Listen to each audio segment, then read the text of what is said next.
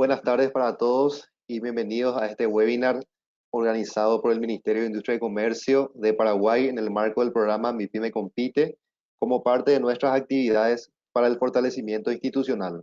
En este caso, forma parte del ciclo de herramientas y metodologías de gestión. Siendo este nuestro webinar número 35, seguramente la mayoría me conoce, pues tenemos un público bastante fiel. En cualquier caso, para los que se unen hoy por primera vez, me presento, soy Máximo Barreto, estoy como director general del Gabinete Técnico del Ministerio de Industria y Comercio y también como coordinador general del programa Mi Pyme Compite. Hoy vamos a abordar una temática que influye significativamente en la competitividad de nuestras organizaciones, como es el aprendizaje organizacional, valga la redundancia.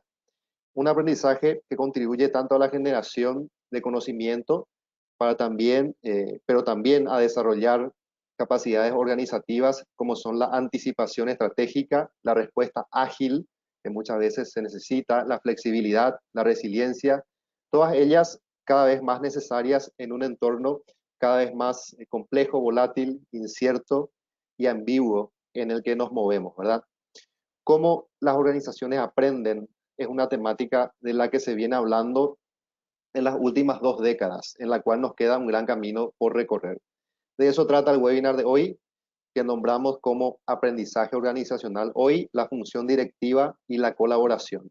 Vamos a mantener la estructura habitual con una exposición por parte del conferencista y posteriormente un espacio para sus preguntas, ¿verdad? Que les animo a realizar en cualquier momento del webinar a través del chat de la plataforma. Por el número de participantes que tenemos, anticipo que si no pudiéramos abordar todas las preguntas que nos lleguen, vamos a contar con el compromiso de nuestro conferencista para poder responderlas por escrito y enviarles estas respuestas por correo junto con el material de la presentación. Por ello les animo a que nos trasladen a través del chat sus preguntas. Como les decía, este webinar, como pueden ver ahí en la lámina, se realiza en el marco del programa de Pyme Compite. Se trata de un programa de cooperación financiado por la Unión Europea a través de una donación para el periodo 2019-2023, que tiene como objetivo principal apoyar el desarrollo y la mejora de la competitividad de las MIPYMES. El programa está siendo implementado de manera coordinada y articulada por 5 socios estratégicos: el Banco Mundial, la FECOPROD, el MIC, la ONUDI y la UIPE. El MIC es la contraparte institucional del programa y tiene un doble rol. En primer lugar, como implementador del componente de fortalecimiento institucional y también un segundo rol como articulador y coordinador del programa.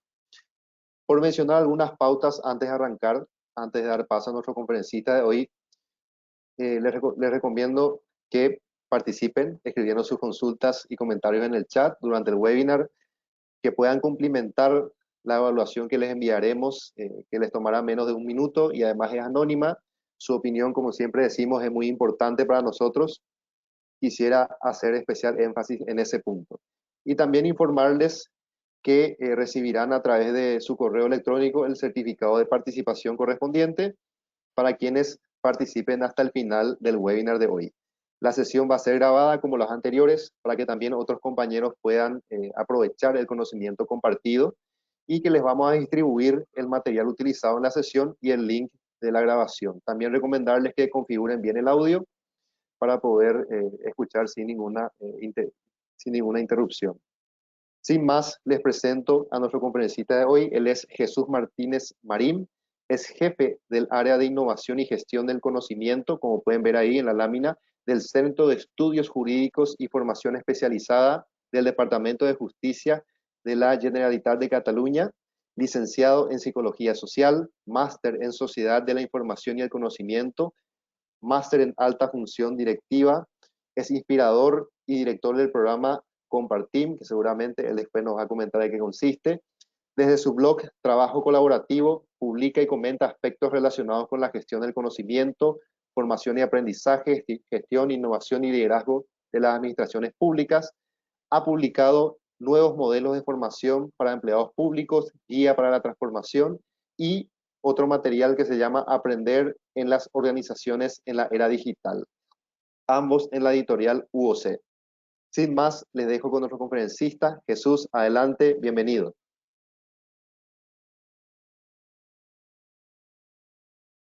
Jesús, te falta activar el audio y ya te escuchamos.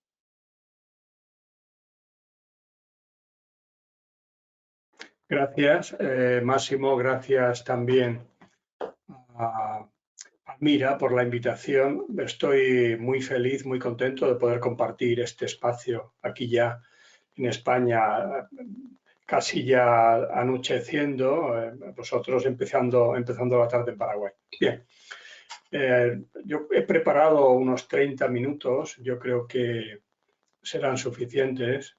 Y luego, si queréis, podemos seguir discutiendo, hablando, debatiendo las preguntas que me vayan llegando. Voy a resumir en 30 segundos de qué voy a hablar. Yo trabajé 20 años en el sistema penal, poca broma, en Cataluña, que tiene un sistema de ejecución penal que llamamos separado del resto de España. La única comunidad, ahora se ha unido el País Vasco, que tiene la capacidad de gestionar las prisiones y la justicia juvenil, montaje. Y tuve un jefe durante muchos años, que fue jefe mío, luego compañero en el centro de formación donde trabajo, que ya cuando se jubilaba, era un cargo político, tenía 69 años, había sido la persona que había montado de cero el sistema penitenciario catalán, y era un ámbito que salía del general español, pero tuvo la sabiduría de rehacerlo, de renovarlo, de innovar. Era una persona con una capacidad enorme, montó un sistema penitenciario catalán ex novo. Luego pasó a ser el ministro de Educación en Cataluña y luego tuvo altos cargos. Y al final de su carrera vino a trabajar al Centro de Estudios Jurídicos, que es el espacio de la organización Departamento de Justicia, en el que formamos, entrenamos, desarrollamos las personas del servicio penitenciario. Y al final me dijo, mira Jesús, cuando ya tenía 69 años y hago una carrera de más de 50 años en la administración pública, en el servicio público. Y digo, si yo tuviera que decir una cosa al final de mi carrera, de lo que estoy más orgulloso, ¿sabéis qué es?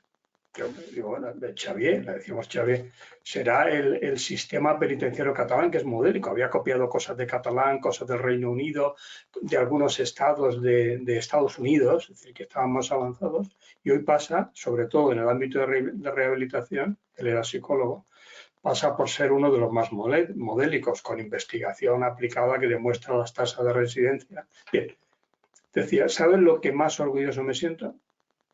De haber sabido capaz de montar equipos, que las personas de los equipos pudieran tener su propia capacidad y su propia autonomía para aportar cosas. Yo me voy tranquilo, mi legado ha sido este. Y luego hacía recuento donde había estado y efectivamente había tenido una capacidad para poner en marcha engranajes que le habían, que habían prosperado y se habían mantenido. Yo efectivamente me quedé pensando, reflexionando, y lo conecté con lo que luego os voy a explicar. Es decir, hace ahora 11 años, veis esta foto que tenéis aquí, sí, para pasar las diapositivas, no, la anterior. No sé, para pasar, quiero buscar la primera, la de la policía. Esta. Esto es como un guiño a Palmira. En 2011, yo no me acordaba, ayer me lo recordaba ella, el programa del que ahora hablaré, que tiene que ver con la colaboración, tiene que ver con que las personas interaccionen para buscar objetivos comunes. Y la primera vez que lo explicamos en público a un ámbito empresarial, con personas que están no en la administración, sino personas que están cada día jugándose el negocio, jugándose el tipo en el negocio. Bien, pues con un compañero, Jordi Graels, fuimos a explicarlo al foro de empresarios en el que estaba Palmira, que nos había invitado. Estuvimos a lo largo de 1 hora y media haciendo la explicación y vimos que efectivamente había algo que había calado, es decir, se les había quedado, y tal fue la sensación de decir, tenemos algo entre manos que va más allá de la administración pública. Mi compañero era Jordi. Salimos un poco eufóricos. ¿Y qué es lo que pasó? Fuimos en moto, porque Palmira nos invitó allí arriba del todo en Barcelona, en un sitio, en una escuela de negocios que había, etcétera. Y aquí en España nadie puede llevar la moto sin casco, nadie. Salimos tan en la nube que nos olvidamos de ponernos los cascos. Y efectivamente, la Guardia Civil nos paró, aquí no he sacado la foto porque evidentemente no guardo la foto, y nos puso una multa. Es decir, a lo mejor era un poco la justicia divina aquella de decir que habéis ido demasiado lejos y tenéis que bajar los pies al suelo. Efectivamente, fue una anécdota que viene a decir que 2011, estamos en 2021, el programa ya llevaba 5 años y empezaba a calar, efectivamente. Ahora os explicaré, en el Departamento de Justicia ya es tendencia, ya no paramos de poner en marcha nuevos grupos, nuevos proyectos en base a la colaboración y se ha extendido por toda España. En el CLAP lo he explicado varias veces, en fin, es un programa que yo creo que ya tiene buena salud y podemos dar también como consolidado. Bien, y esto viene a cuento de lo siguiente, y hago un pequeño inciso. Todos conocéis a Harari, el gran teórico, el autor de grandes libros que no pueden faltar en todas las bibliotecas, Homo Deus, pues 21 lecciones para el siglo XXI, Homo Sapiens, bueno, esta persona que está reinterpretando en base a lo que el progreso nos está llevando, cómo va a prosperar la humanidad, cómo está prosperando la sociedad en general, pues ha habido un autor que se ha unido al grupo, que es el Roger Bregman. Estos días estoy atrapado con su lectura y es algo que va a la parte sustantiva de nuestro trabajo o de nuestro pensamiento. Las organizaciones jerárquicas están diseñadas ya desde la época de Weber, de la burocracia, el paradigma burocrático, están diseñadas de forma jerárquica. Y tenemos dificultades cognitivas para entender que pueda ser de otra manera. A nivel de organización, pero también a nivel de sociedad. Y muchas veces nosotros mismos, el propio Xavier que os decía, que era al principio de todo muy directivo y muy jerárquico y era de los que daba golpes en la mesa, y venir a mi despacho. Y veníamos todos, cuando él entraba nos levantábamos, era mayor que yo, nos levantábamos, pero con el paso del tiempo le vino a dar la razón a Roger Bregman. ¿Cuál es la tesis de Bregman? Todos conocéis a Hobbes y a Rousseau. Esa dualidad de si estamos llamados a la colaboración de forma natural o quizás la competitividad sale. Bien, pues esa es una polémica que se ha mantenido en el tiempo y es que siempre que queremos intentar procesos de este tipo sale pues, el más listo de la clase, el que más influencia tiene y el más potente, y ve como una amenaza que se pueda extender un ámbito diferente al que está establecido. Bien, Roger Bregman le da la vuelta a todos los argumentos y con evidencia empírica va desmontando. Con lo cual la dualidad sigue existiendo, pero hay musculatura, hay capacidad para entender que las vías de la colaboración son cada vez más, están más llamadas a tener un papel, que está enraizado con la propia naturaleza humana. Bien, ¿qué quiere decir eso? Pasamos a la siguiente diapositiva. Aquí tenéis una captura de pantalla para que veáis, si queréis ir al web del centro de estudios, lo tenéis en las referencias al final. Este es un cultivo, dicho con esas palabras, de grupos de trabajo que se han puesto y poca broma, tocan la fibra. Bueno, juristas, docentes, educación social, psicología en centros penitenciarios, atención a las víctimas, asesoramiento técnico penal, toca a la parte dura del sistema. O sea que es algo que ha calado no en casales cívicos y en temas light, sino en temas duros. Y esto es una muestra de que vamos a seguir con la no va demasiado rápido, con la presentación. Sí, este es el ámbito penal. Estoy intentando pasarlas a la siguiente.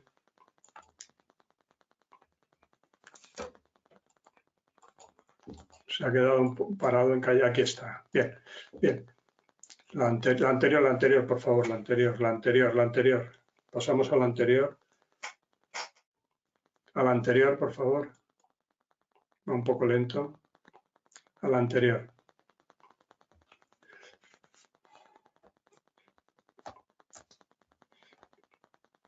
Bien.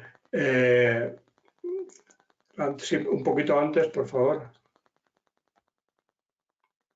Todos habéis oído hablar del acrónimo BUCA y el acrónimo BANI. Es decir, desde hace un tiempo la complejidad de las organizaciones y de la sociedad es mayor, la posibilidad de ejercer funciones directivas en organizaciones más simples como fueron las de los años 60, 70, 80, en los 90 empezó a variar, en los años progresivos de principio de siglo se fue complicando el tema y los entornos muy claros, es decir, empezaron a enturbiarse, empezaron a tener problemas y se habla de entornos BUCA, donde no tenemos la seguridad de tener espacios para hacer planificaciones a largo plazo o medio plazo como en los ámbitos de negocio estamos acostumbrados.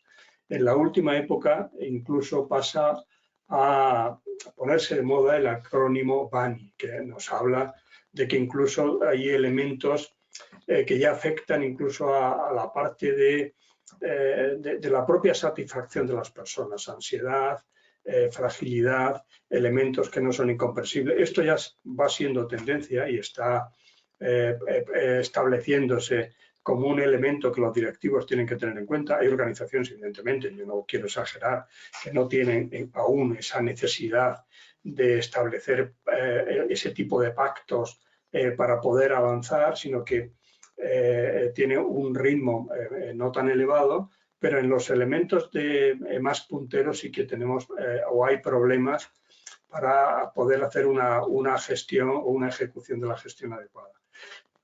La pandemia ha venido a cambiar o a añadir más presión. En Estados Unidos, que se puso de moda, The Great Resignation, que viene a ser traducido como el gran abandono, había que leerlo varias veces. Esto es un tema reciente de hace muy pocos meses. Se estaba dando la tendencia, no en el ámbito público, que es diferente, sobre todo en el europeo y en Latinoamérica tampoco, pero como tendencia en organizaciones más abiertas, se estaba dando una tendencia que nos hablaba de que algo estaba pasando. El teletrabajo llevó a las personas que tenían después de un tiempo buena conexión para poder teletrabajar, el aislamiento o la imposibilidad de poder hacer trabajo como lo teníamos diseñado, trajo el teletrabajo.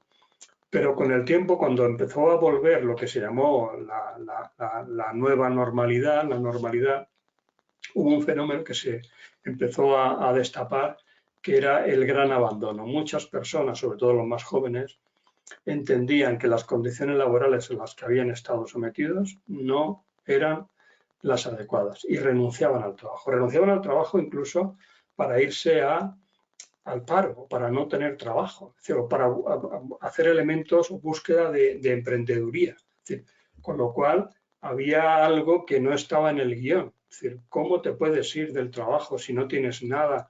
Puede parecer algo muy de élites, pero estamos hablando de cerca de un 40% de personas que han pensado o lo han abandonado, con estadísticas serias en Estados Unidos, y que nos habla de eso, de que puede que estemos cambiando el chip en relación al trabajo.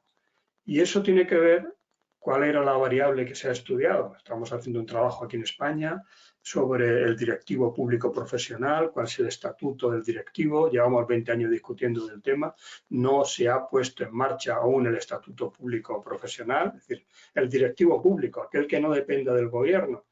hay experiencias, una en Chile precisamente, cerca de Paraguay, en las que pasa por ser como un elemento, no el ideal, porque en este ámbito tampoco en Portugal, que en un momento determinado pasó como un elemento, como una figura, tiene sus carencias, pero algo se ha avanzado. En España, en general, ni en el ámbito autonómico ni en general, no se ha avanzado. Ahora se está discutiendo ponerlo en marcha. Entonces, uno de los elementos que se quiere introducir en la ecuación de la función directiva es el nuevo componente que tendría que tener, más allá de las competencias técnicas, que evidentemente tienen que estar actualizadas y súper al día, pero ese componente de conexión, ese componente de desarrollo de equipos, el componente de soy capaz de convertirme en un líder transformador.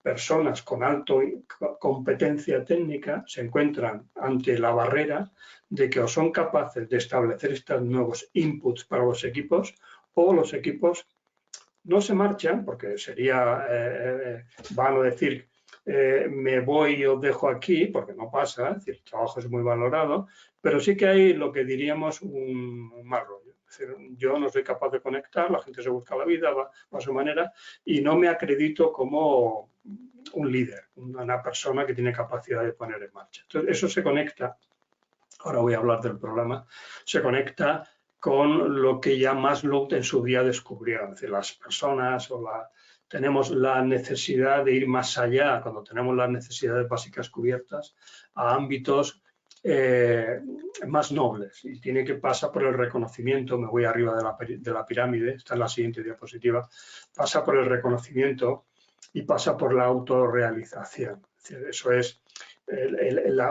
estar plenamente conectado con mi trabajo. Eso sería un poco la lección que nos da Maslow y que ahora recobramos con lo que hablaré de la colaboración. Bien, pues a partir de ahí, en la ecuación con el trabajo, hablando de la gran renuncia, si se estudia en plan micro, se entiende que hay muchas personas desconectadas de su trabajo y que el elemento de autorrealización no se ha conseguido y que el elemento o la función directiva es la que podría posibilitar que ese paso se diera. Bien, pasamos a la siguiente. Hace unos años pasamos una encuesta, y ahora voy conectando con el programa, pasamos una encuesta y le preguntamos a la gente, a aquellos que estaban en lo que nosotros llamamos comunidades de práctica, ahora explicaré el concepto, ¿por qué colaboras? ¿Por qué con el trabajo que tienes en tu mesa o se te va acumulando? ¿Qué es aquello que hace que tú decidas agruparte, afiliarte, ponerte en un grupo y respondiendo a las demandas que tienes te unes a otras? Y preguntamos por amistad, por si era por resolver problemas, por apoyo mutuo, por sentirme o por ser innovador, por disfrutar o por una oportunidad de aprender. De todas las respuestas, la que sobresalía sobre ellas era la oportunidad de aprender, pero inmediatamente estaba el apoyo mutuo. Los elementos en trabajos que a veces tienen un componente de presión elevada, como es el sistema penal y ahora el trabajo siempre a presión para poder cumplir los objetivos que tienes, se ha establecido, y lo hemos visto con la gran renuncia, que o existe esa interacción acompañadora o ese entorno de confianza, hablando de teletrabajo, en el que el jefe pone las bases para que la gente pueda desarrollarse, o eso al final es un freno y es un elemento que resulta perjudicial. ¿Por qué la gente se apuntaba a este tipo de propuestas? Pues también efectivamente porque es aprendizaje continuo y de ahí el aprendizaje organizacional que está muy ligado. La organización aprende si aprenden las personas y si las aprenden las personas y hay circuitos que establecidos para repositar ese conocimiento y distribuirlo, ese es el aprendizaje organizacional, no es otro. Personas que aprenden y codificar el conocimiento y transmitirlo y repositarlo, que la gente pueda ir a buscarlo. La explicación del aprendizaje organizacional se explica de esa manera. Bien. Y a partir de ahí, de hace unos 25 años, empezaron, y ahora vuelvo a las comunidades de práctica, empezaron a hablarse de comunidades de práctica. Las comunidades de práctica fue una evolución de las comunidades de aprendizaje que siempre estuvieron en el panorama habitual de las organizaciones, personas que quieren aprender y se ponen en contacto para hacer dinámicas, para compartir o establecer cosas que por lo general es informal, pero me empezó a llamarse comunidad de práctica profesional porque Etienne Wenger lo introdujo en las organizaciones. Las organizaciones dedicadas a producir bienes, servicios, y fueron elementos que iban más allá de los ámbitos educativos, escolares en los que estaban ubicadas las comunidades de aprendizaje. Y las comunidades de práctica vinieron y se quedaron. Y se le llama la killer application de la gestión del conocimiento. Y la gestión del conocimiento, si tiene una herramienta potente, son las comunidades de práctica. Pone en contacto personas que quieren mejorar, y la mejora viene a través de la colaboración, el conocimiento de todos al servicio de la mejora. Bien. A partir de aquí, la gestión del conocimiento, en una cita de Marina, es la slide, la diapositiva con más texto, nos dice Marina que la finalidad de la gestión del conocimiento no es otra, la finalidad que la mejora de la organización. Y con eso lo uno al rol directivo de la función directiva, el director o directora general, lo que hace es que eso sea posible, establecer el ambiente que promueva el conocimiento. Entonces, ¿qué quiere decir eso? Que el director general, más allá de su competencia técnica, tiene que introducir en su ámbito de actuación, en su cocina interna, llamamos nosotros, los elementos que disparen la colaboración. Y eso es diseñar ambientes. Tiene que ver con la recogida de la inteligencia colectiva, es decir, ser capaces de detectar dónde está el conocimiento y ponerlo en marcha. Bien. Entonces, de forma muy breve,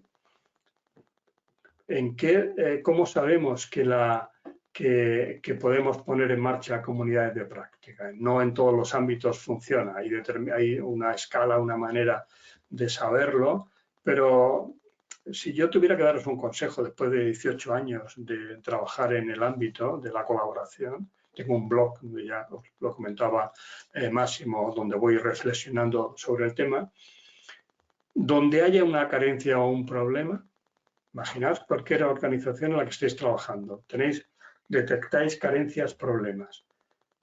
Si ponéis en marcha la colaboración, estáis apostando porque el problema pueda resolverse antes. Puede haber un director muy bueno, Xavier Hernández, que había montado el servicio penitenciario catalán, una persona sabia, pero él reconocía al final de su carrera, los equipos saben más que las personas. ¿Por qué no somos capaces de diseñar ambientes para que eso sea posible? Ese es el gran reto. A veces sale de forma natural, pero a veces no llega. Entonces, la comunidad de práctica viene a ser eso, personas, aquí tienes una foto debajo, personas que se ponen en marcha para discutir sobre la carencia y para aportar soluciones. Bien. Pasamos a la siguiente, por favor. Bien, y viene a ser eso, la práctica profesional real, aquí de forma muy resumida, si queréis ver una cosa muy resumida, práctica profesional real y la práctica profesional deseada. Poner en marcha un circuito que haga posible que mejore. La siguiente transparencia, la veis, viene de la empresa Deloitte. A mí me encantó cómo lo resumían. Decía, no te enfrentes a la batalla solo, no te enfrentes a la batalla solo. Era una manera... Era una manera de decirles, chicos, tenéis muchos problemas que resolver, tenéis grandes dificultades, asociaros, por favor, asociaros. Y este es el eslogan que tiene Deloitte. Y ahora voy a pasar a 3 historias para hacer un poco más relajado el tema, para que veáis un poco cómo se concreta el tema, es decir, cómo se ilustra, de qué está trabajando la gente. La primera historia tiene que ver con el valor del conocimiento. Hay una frase atribuida a Benedetti, yo creo que es suya, es decir, que es ya muy veterana, pero que yo la suelo repetir porque fue exactamente lo que pasó aquí. Cuando teníamos todas las respuestas, de pronto cambiaron todas las preguntas. Quiere decir que hoy las organizaciones, o estás atento estás atento, haces una buena lectura, o puedes encontrarte con que lo que habías preparado con mucho cuidado, con mucha delicadeza, ya no te sirve. En el ámbito, me voy a donde trabajo, en el ámbito penitenciario catalán, durante muchos años habíamos sido, yo he trabajado 20 años allí, habíamos sido súper meticulosos. Habíamos hecho los protocolos que explicaban la delincuencia por el ámbito de la génesis de las conductas desviadas, de las variables criminológicas, de los componentes que tienen que ver con la personalidad. Bueno, llevamos muchos años haciendo un dibujo muy fino, muy validado de lo que era la explicación de la delincuencia. ¿Qué es lo que pasó? Hace 20 años,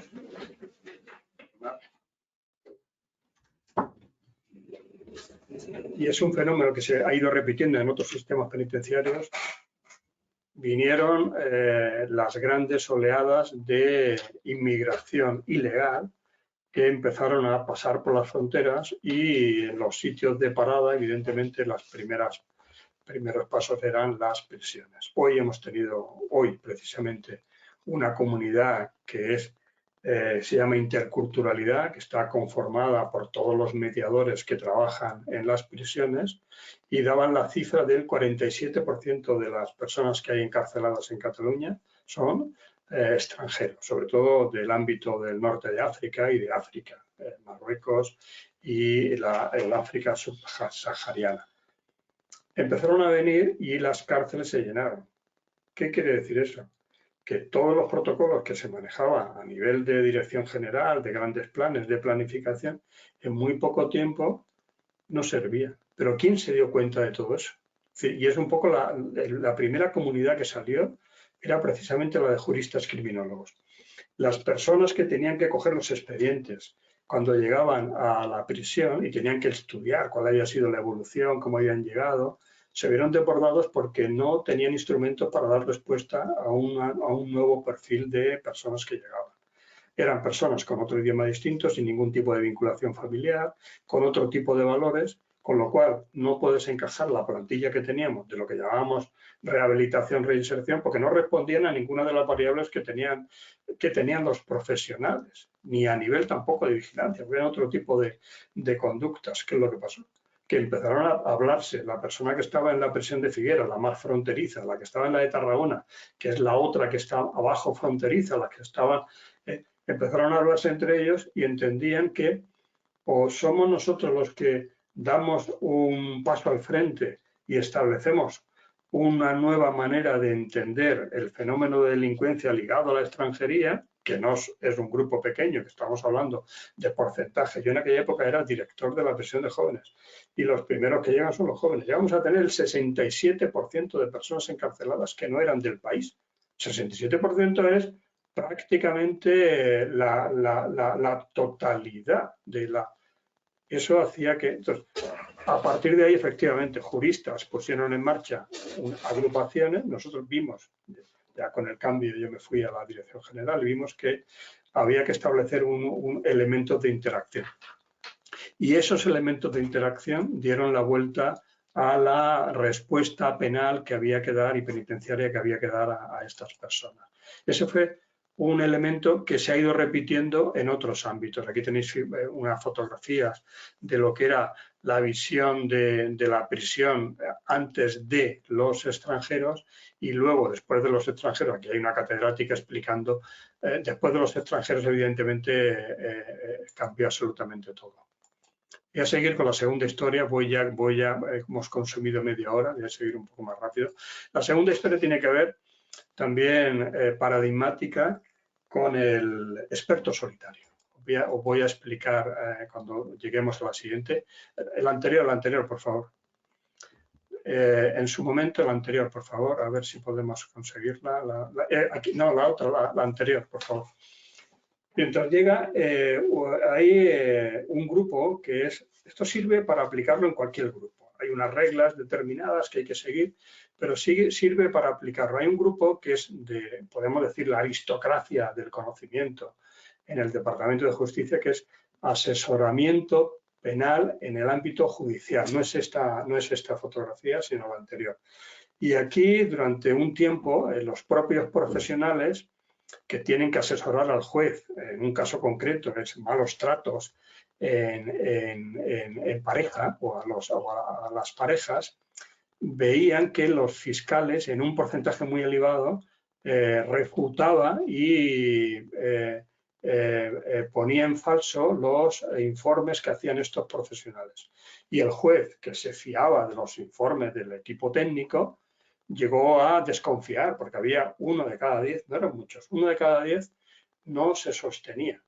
Empezaron a investigar qué puede pasar aquí, por qué nuestros informes no son buenos, y era concretamente en el ámbito de los maltratos, y había un porcentaje de mujeres que por mimetismo, por convicción propia, por copia, porque querían una ganancia, conseguían engañar a los asesores técnicos, conseguían engañarlos y dictaminaban que había habido malos tratos. Fijaos lo que estoy diciendo, dictaminaban que había habido malos tratos cuando no habían ocurrido. Se dejaban llevar por una apariencia de verdad y metían la pata, se desacreditaban como profesionales. Se decidieron, trabajaron 2 años, se decidieron poner en marcha el ámbito de la comunidad, si no os gusta esa palabra, poner grupo de trabajo, aquí hay semántica y hay mucha literatura para poder hablar, un grupo de trabajo entre ellos, evidentemente todo eso con el visto bueno de los jefes. Ya diré al final el papel imprescindible de los jefes. Si el jefe no alienta esto, alienta quiere decir que me pongo a vuestro nivel y soy capaz de acompañaros, porque los que tenéis el conocimiento sois vosotros. Entonces, alentando esto, llegaron durante una investigación de 2 años a poner la base de cómo había que tratar el testimonio, era la validación del testimonio de las personas que habían sufrido, de las víctimas de malos tratos. Hicieron una escala que ha sido la adoptada por la universidad. ¿Pero qué hacen estos frikis aquí que vienen del sistema penal poniendo las bases? Evidentemente había uno del grupo que luego al principio no estaba, pero si yo soy profe en la universidad y doy clases de esto, yo no me voy a poner con vosotros. El grupo empezó de forma lenta. Hay un proverbio africano que dice, si quieres llegar rápido, ve solo, pero si quieres llegar lejos, ve acompañado. Este chico, no diré el nombre, quería llegar quería llegar rápido e iba solo. Pero a mitad de camino se dio cuenta que lo que él explicaba ya estaba con menos fundamento científico y con menos capacidad de aportación. Tío inteligente, y se fue al grupo. Y el grupo ha acabado por validar, ahí tenéis al final o en la transparencia, la validación de la escala para los testimonios de violencia de género, violencia machista o violencia para validar. Y es la escala que se ha puesto. Y eso se hizo en grupo. 2 años se hizo en grupo. Evidentemente, las personas que estaban detrás de eso, bueno, se han consagrado en el ámbito y son los que más saben del tema. Empezó como una comunidad. Y otra tercera historia, esta a mí me llegó porque estamos hablando de pata negra, estamos hablando de los jueces, no de cualquier juez, de los jueces del ámbito superior. Ahí tenéis, no es ese el juez, no es ese en la foto, pero sí que si veréis, si vais a la otra transparencia, estaba explicando su testimonio. Y el testimonio venía a decir, poca broma, yo no soy del ámbito jurídico, yo soy psicólogo, pero cuando lo escuchaba, la siguiente, por favor, cuando lo escuchaba me quedé asombrado porque yo por eso le digo los valientes de la confesión que hizo. Dice, me tocó juzgar una vez, era unipersonal, no era aún en recurso, no se llegó para que fuera un tribunal. Me tocó juzgar una vez un caso en el que tuve que dictaminar culpable o inocente y tuve que, lo dijo él, arriesgarme. No tenía la seguridad, pero tenía la obligación de emitir un fallo. Luego podía ser recurrido. Cuando salí del despacho, me abracé, dijo él, a la secretaria judicial y de Marisa, no sé lo que he hecho, no sé, y se puso a llorar. Y eso lo explicó en la siguiente, si vais a la siguiente, lo explicó después de un trabajo con otros jueces donde establecieron un marco de colaboración, aquí con un componente más emocional y de establecer cuáles son los fallos o los elementos más de presión que tiene la judicatura a la hora de emitir sentencias. No voy a explicar el caso porque me llevaría mucho tiempo, pero son de aquellos casos en los que la duda permanece, incluso después de haber oído las partes. Hay como un empate, porque a veces los testimonios son tan sinceros y tan experienciales, y dilucidar dónde está la verdad es muy complicado. Y el juez se encuentra con casos de ese tipo. Y en un momento determinado, pues no hay evidencia de pruebas que puedan cambiarla. Eso es un peso enorme. ¿Cómo se solucionó? Pues evidentemente con personas de su ámbito profesional que tenían experiencias parecidas, decidieron ponerlas en común y establecieron una pauta, y está también muy trabajado y publicado, que puede consultarse, cómo puede haber algún elemento de ayuda para este tipo de situaciones. Bien, esta es la tercera historia. Vamos a pasar un poco más rápido. Si puedo pasar, se ha quedado colgado.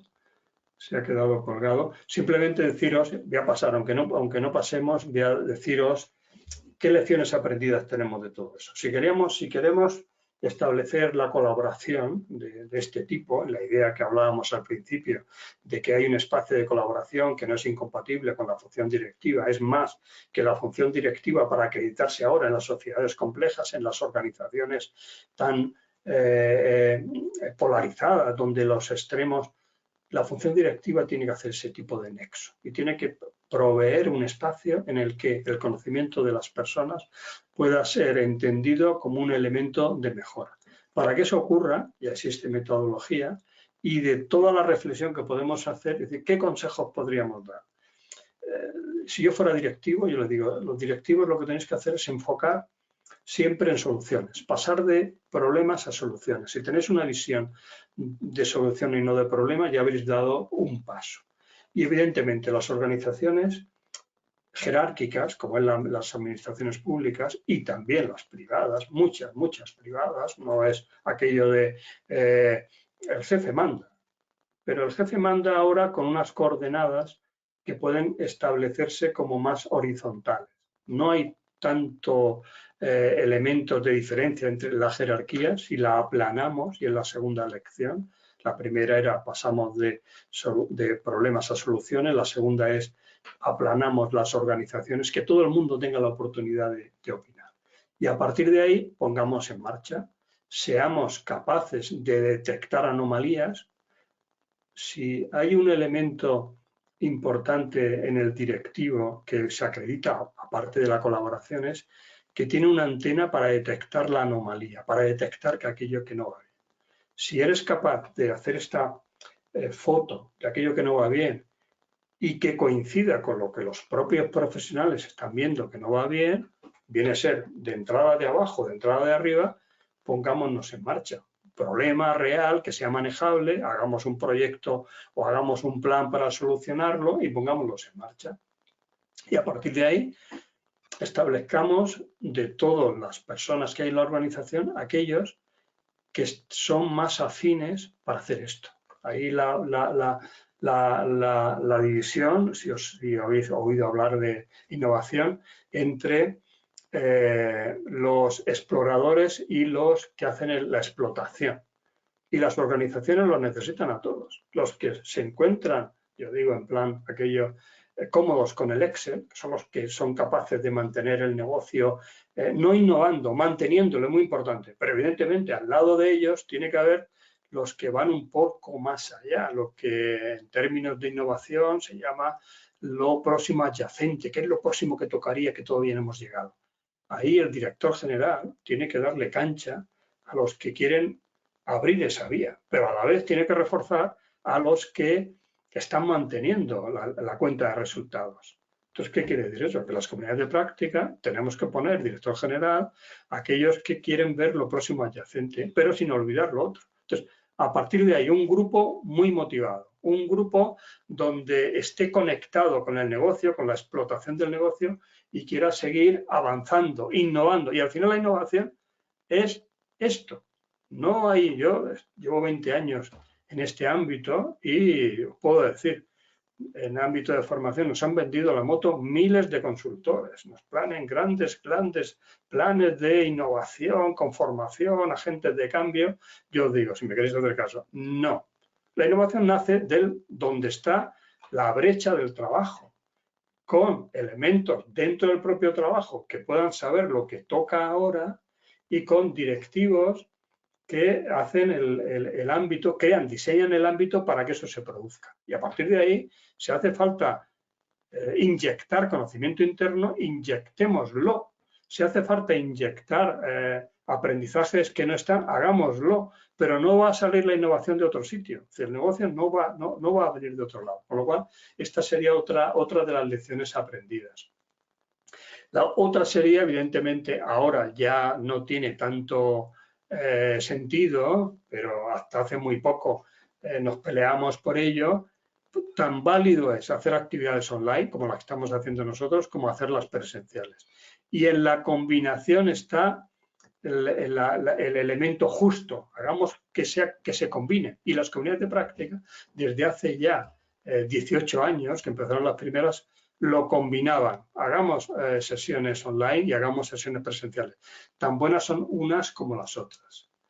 Y cada uno aporta lo suyo. Vuelvo a decir, director general, es el que tiene que hacer la ecuación, cuándo toca una y cuándo toca otra. Bien, y a partir de aquí, otro elemento que añado es la parte del facilitador. Esto no es informalidad pura, tiene que haber diseño.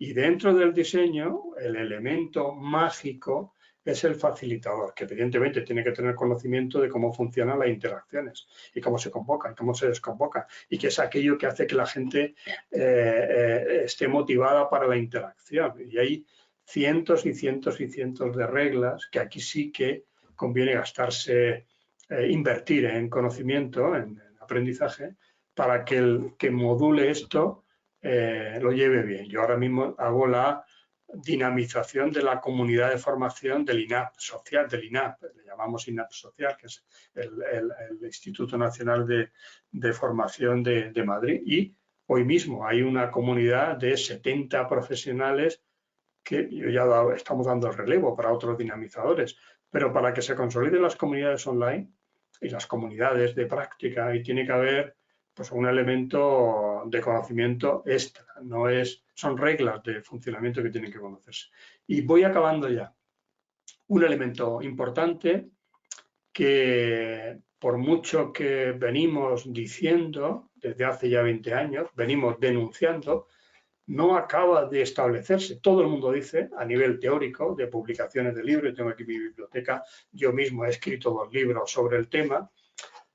La formación clásica, aquella que encargamos a expertos para que vayan a la organización a explicar, sus días de gloria ya pasaron. Y aún seguimos manteniéndola por rutinas, está muy estudiado, por rutinas, por barreras, porque es mucho más cómodo para todo el mundo, los propios usuarios, y bueno, que venga el profe, yo me voy a la formación y luego vuelvo a mi trabajo y sigo con lo mío. Si somos realmente sinceros, queremos hacer un análisis en real de lo que pasa, entendemos que la clásica formación ya ha dejado de tener la impronta que tuvo en su día, cuando los trabajos eran más estables, cuando no había tanta variabilidad, cuando el conocimiento no era tan potente porque la obsolescencia era muy adecuada. Todo eso ha hecho que se cambie el paradigma. Y hoy se habla de que tenemos que ir a aprendizaje.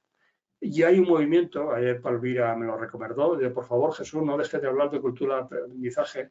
Pasada la pandemia, 4 colegas nos pusimos a ver si éramos capaces de decir, la pandemia no puede haber sido algo pasajero, que volvamos a las mismas rutinas de antes de la pandemia. Ha venido el teletrabajo, ha venido la conectividad. Tenemos otra manera de entender la función directiva. No puede ser que eso sea un año o un año y medio. Necesitamos cambiar.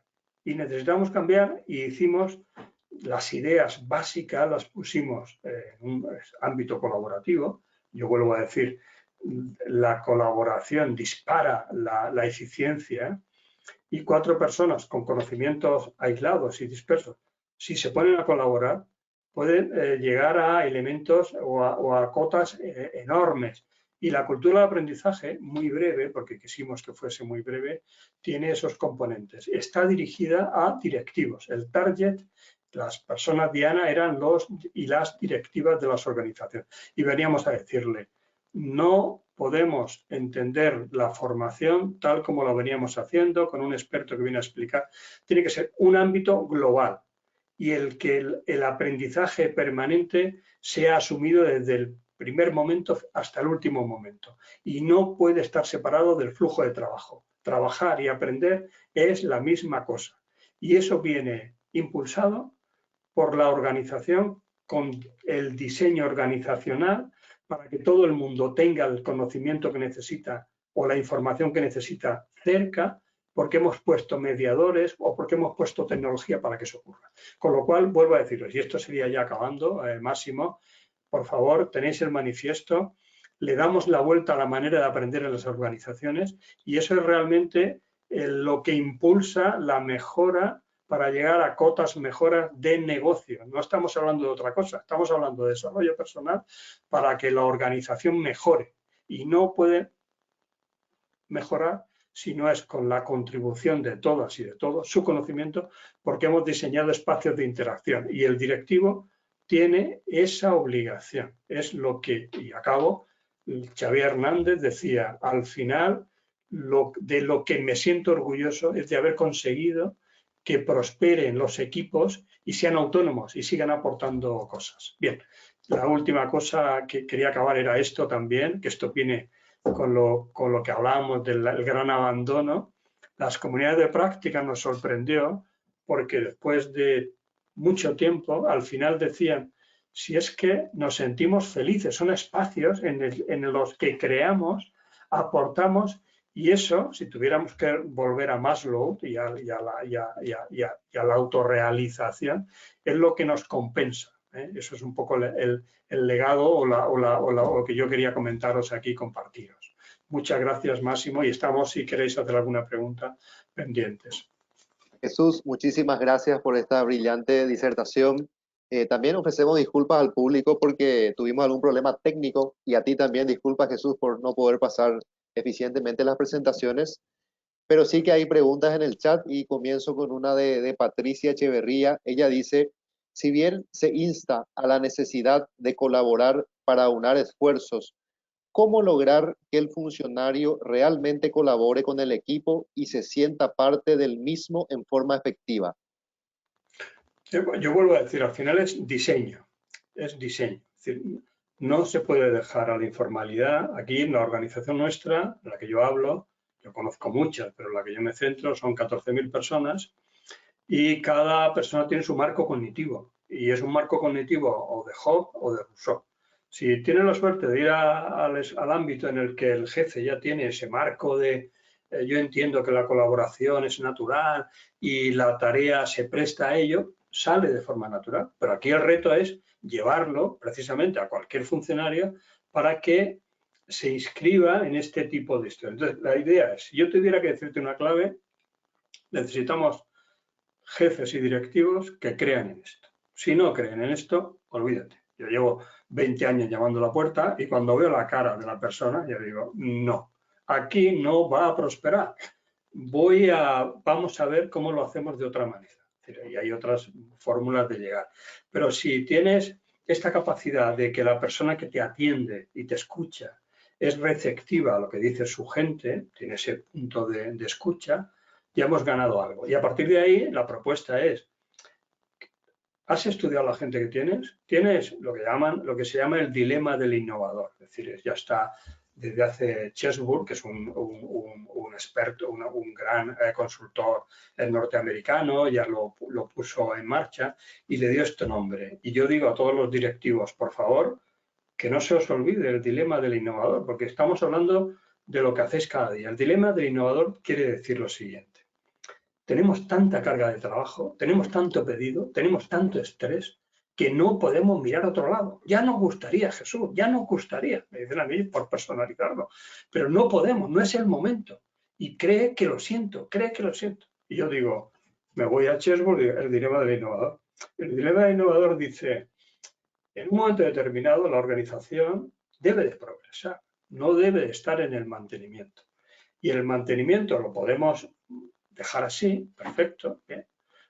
Al final la obsolescencia del negocio hará que eso no acabe prosperando, pero si introducimos una leve cambio de chip o leve cambio, que es, ¿por qué no a los que están haciendo el mantenimiento, la explotación, buscamos personas en la organización, que tú en tu equipo lo vas a tener, que se encuentren más cómodas en el ámbito de la exploración? ¿La exploración qué quiere decir? Que tienen un componente más de innovador, que tienen una capacidad. Entonces, la ecuación es, directivo, no caigas en el dilema del innovador y te quedes en el mantenimiento excelente, sino introduce un elemento para estar atento a lo que pide el cliente. A veces no lo sabe el cliente lo que necesita, a lo que pide la sociedad o aquello que tus profesionales entienden que puede mejorar. Y dales cancha. Dales cancha quiere decir, no les perdones el trabajo que tienen que hacer. No va de eso, porque eso no hay nadie que lo compre, no hay ningún directivo que lo compre. La idea es, con esta motivación que hablaba Maslow, que yo sigo creyendo, yo mismo, si yo estoy en esto es porque yo entiendo que es mi manera de realizarme y todo el mundo quiere realizarse. Y hay personas en los equipos que quieren realizarse y que quieren ir un poquito más allá de lo que hacen. Haz la ecuación de la gente que tienes en tu equipo, distribuye bien los roles y a cada uno lo que necesita y a cada uno lo que desea. Y a partir de ahí dirige. A partir de ahí dirige. Y tienes que dirigir. Entonces, a partir de ahí, ese podría ser el elemento. Evidentemente, hace falta mucha formación en el ámbito directivo. Yo soy crítico con las escuelas de negocios, pero aquí en Barcelona, en ESADE, la gente que va, aquí tenemos 4 o 5 becas cada año. En mi ámbito somos los que subvencionamos esta parte. Yo lo veo antes y lo veo después. Eso es como un renacimiento. La gente entiende otro tipo y han sido capaces de dejar un poco el día a día, entender otros parámetros y poner en marcha. Y sobre todo es la visión de los equipos. Los equipos, cada uno tiene su propio, le tienes que pedir, a cada uno le tienes que pedir uno, y a partir de ahí conforma. Y ahí podrían incrustarse este espacio de colaboración. Es decir, durante 18 años ya tenemos bastante probado lo que funciona. Y luego hay comunidades que nos siguen, cumplen su recorrido, lo dejan, hay otras que se inician, hay otras que lo vuelven a coger después. Aquí flexibilidad también. Bien, no sé si con eso te he respondido, Patricia. Gracias, Jesús. Te voy a hacer 2 preguntas para cerrar porque son similares. La primera de Sandra Costa. Ella dice, ¿cómo hacer para comprometer a los directivos, ya que esta cultura de aprendizaje debe venir de arriba para abajo? Y dice Norma López, ¿cómo cambiamos el chip de quienes gerencian las organizaciones? Aquí es un problema enorme, es decir, porque hay un marco cognitivo que es un poco el bagaje en el que nos empuja, que dificulta y que hay barreras. Lo que yo puedo explicar, en 18 años empezamos con 2, 3 comunidades, a veces más por la pasión de ponerlas en marcha, y ahora ya tenemos peticiones innumerables. ¿Qué es lo que ha pasado? Que el impacto y la producción y la aportación de estos grupos va más allá de lo que podría hacerse con personas aisladas que conforman un espacio de ordeno y mando, vais a encargaros de esto. Falta el elemento de poner en marcha dinámicas poderosas. ¿Cuál sería el argumento? Pues el argumento sería: vamos a establecer un pacto de prueba en el que, de forma muy pilotada, vamos a empezar con grupos elegidos, muy bien elegidos, vamos a ver el pre y el post, y a partir de ahí hagamos lecciones aprendidas, y si hemos entendido de que es una propuesta ganadora, pongámoslo. Yo lo único que puedo decir es que la evidencia que vamos teniendo, ya tenemos 3 libros escritos, hay 6 tesis doctorales. Nosotros hemos abierto la puerta al sistema penal penitenciario catalán, hemos abierto la puerta, tenemos también el sistema de justicia, de administración de justicia, y en el sistema transversal, ya no se queda solo en un ámbito, ahora tenemos cerca de 40 grupos. De hecho, la directora anterior, que ahora no está, hace 3 años, estuvo en los últimos 3 años, y mira, Jesús, no entiende nada, tenéis grupos de trabajo, tenéis grupos de mejora, tenéis comunidades de práctica, tenéis grupos de proyectos, pongamos orden. Bueno, Nuria, pongamos orden. Trajimos a un consultor, le encargamos, y empezó a hacer entrevistas, y sacó 40 variedades diferentes. Todo es la colaboración, pero luego tienen apellidos diversos. Bienvenido sea, bienvenido sea. Es decir, y al final hemos hecho una especie de vademecum, de catálogo, en el que diferenciamos con cadencias y con protocolos, cuándo se tiene que poner una, cuándo se tiene que poner otra. Pero, en fin, el argumento ganador es el impacto. Es decir, lo que se está produciendo, y esta mañana, por deciros la última, explicaban una comunidad nueva, que ha sido un elemento de los últimos que se ha introducido en el sistema penitenciario catalán, que son los mediadores interculturales. Ha habido peleas enormes entre personas de Rumanía, personas de Serbo-Bosnia, personas de Marruecos. La cultura árabe no se lleva bien con los ortodoxos. O intervenimos, o por muchos programas que tengamos de excelencia criminológica, no servirá, porque la gente no llega a los programas, porque están en aislamiento, porque ha habido grandes... Bueno, pues eso significa, contraten ustedes mediadores interculturales y denle la lección de cómo pueden prever y anticipar. Y tiene que ver con el idioma, tiene que ver con la cultura, tiene que ver con personas preparadas, es decir, tiene que ver gente que hable árabe, hay gente que hable rumano, hay gente que hable serbio. Es decir, eso que hay que decir. Y han hecho una comunidad donde están poniendo las bases de la convivencia, sobre la que se puede construir convivencia. Eso es muy importante. Y eso no se hubiera conseguido de otra manera. Con esto te hubiera puesto máximo 40 ejemplos, no tenemos tiempo. Y esto no se queda solo en justicia, esto ha contaminado el IAP de Andalucía, ha contaminado el Instituto Aragonés. Bueno, se ha extendido por muchos sitios, y está conectado con lo que ahora se establece. No podemos hacerlo solos, el mundo es tan complejo que ya nadie tiene el conocimiento como para dar la respuesta. Las soluciones están distribuidas y hay que buscarlas entre todos. El directivo ha de diseñar eso. Si lo diseña, tendrá una oportunidad de mejora. A veces no la seguridad, una oportunidad. Si no lo diseña, no vamos a salir de lo que estamos haciendo. ¿Vale? Muchísimas gracias, Jesús. Bueno, nos pasamos unos minutitos de nuestro tiempo, pero definitivamente ha valido la pena. Gracias. Te agradecemos mucho, mucho, Jesús. Para nosotros es un honor contar contigo como conferencista, ya que eres un referente internacional en el aprendizaje organizacional. Te doy unas palabras de despedida a este público. Si quieres decir algo por último, luego iremos cerrando. Yo encantado de haber podido explicar algunas cosas que a veces están en el mundo local, y por mucho que intentemos extenderlo, yo doy las gracias a Palmira la oportunidad. Había estado ya en alguna ocasión antes, en algún otro sitio, pero todo esto yo creo que tenemos la obligación de explicarlo, extenderlo, es decir, y que se pueda saber, para que pueda ser aplicado y modificado. Y nosotros le dimos la vuelta a las tesis de Wenger, le dimos la vuelta completamente. Es decir, todo el mundo tiene derecho a hacer su propia ruta. Nos inspiramos en sus planteamientos, pero luego los cambiamos completamente. Y eso es un poco lo que yo desearía para Paraguay, que con algún elemento de los que había oído aquí hablar, hagáis vuestra propia ruta, Máximo. Sin duda que es muy útil lo que nos has compartido el día de hoy.